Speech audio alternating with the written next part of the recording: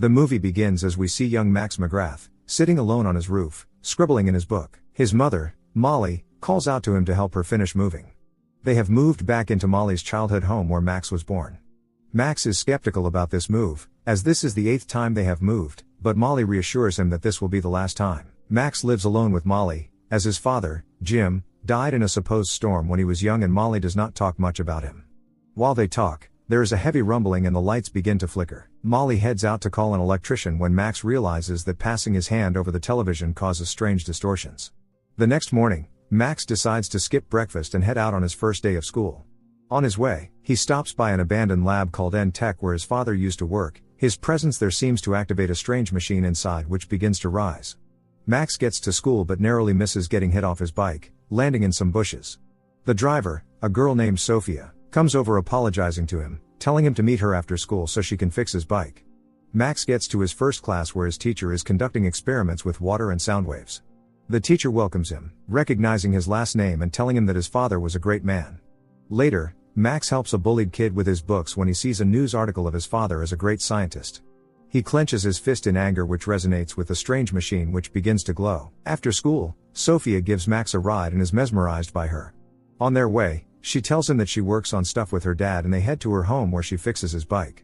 Max is enamored by her and a low rumbling is heard until her radio suddenly comes on. Max rides back home where he sees his mother speaking to an old family friend Miles.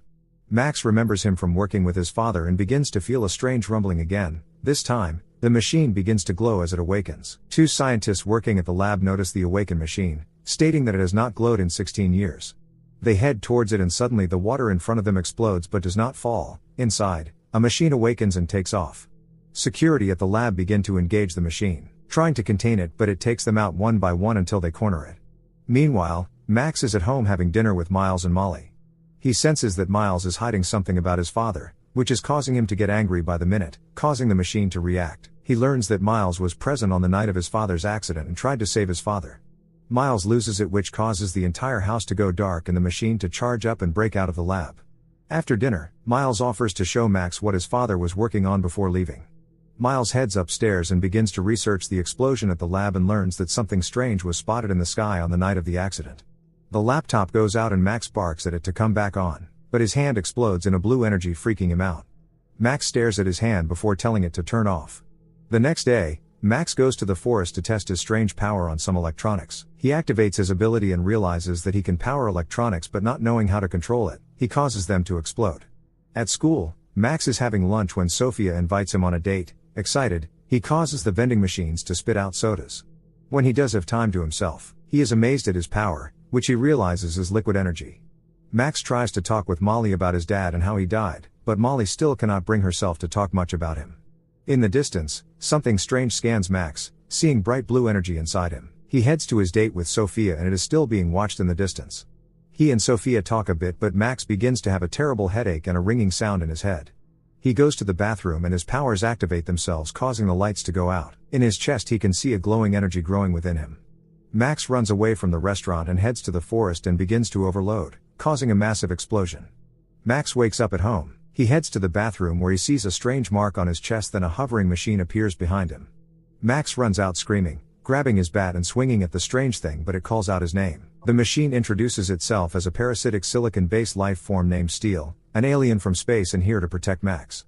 Steel then senses a buildup inside Max and absorbs the energy, explaining the process to him. Max takes Steel back to the forest and Steel explains Max releases tachyon energy which he absorbs, and without him Max would explode.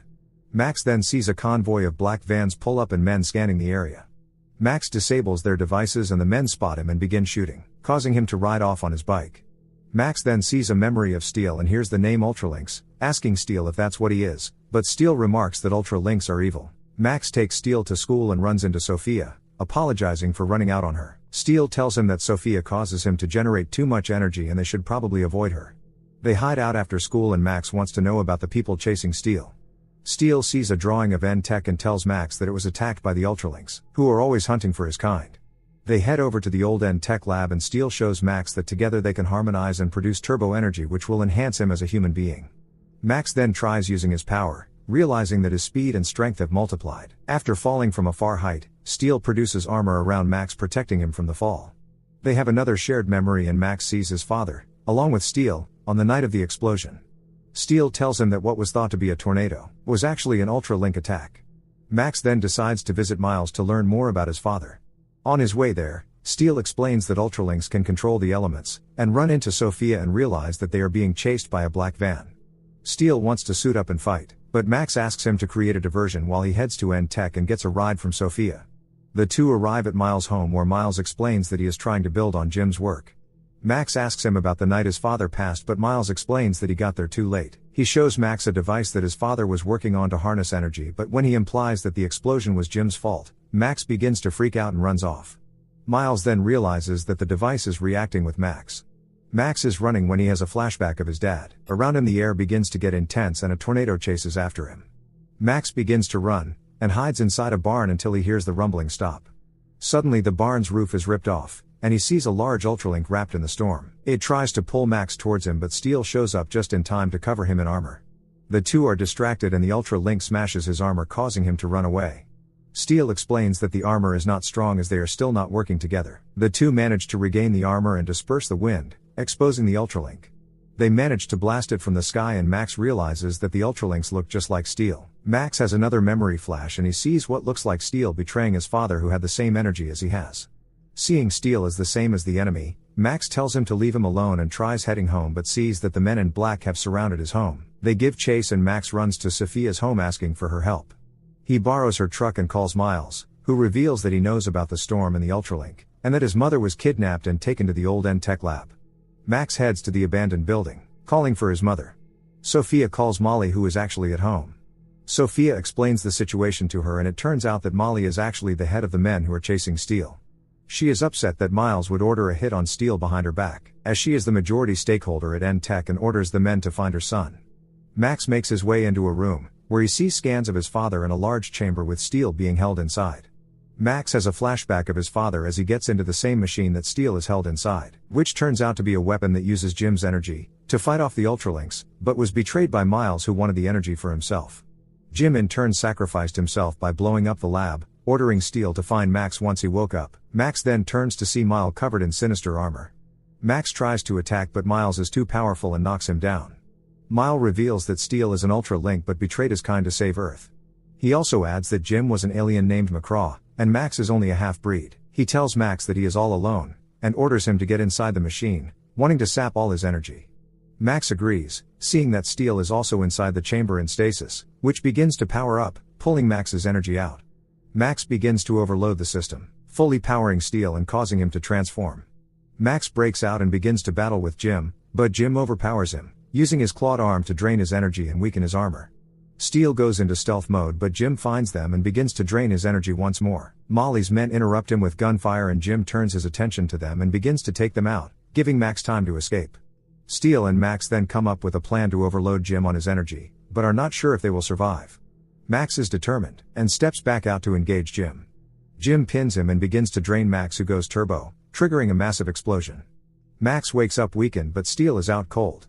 Max begs for him to be okay and Steel wakes up but is out of energy. Molly and her men come to his rescue and Molly is happy to see Steel is still alive. Molly takes them home and explains that on the night of the explosion, she got scared and ran away with Max, but Miles urged her to return in case the energy manifested in Max as well. She expresses how proud she is of him and hands him his father's necklace. Steel then shows Max a memory of Jim and he realizes that the stone is a part of a map, leading to his father's home world in a faraway galaxy. Max then heads over to see Sophia and the two share a kiss before Max suits up and flies. Remember to subscribe and turn on notifications, so you can watch more movies like this. Thanks for watching.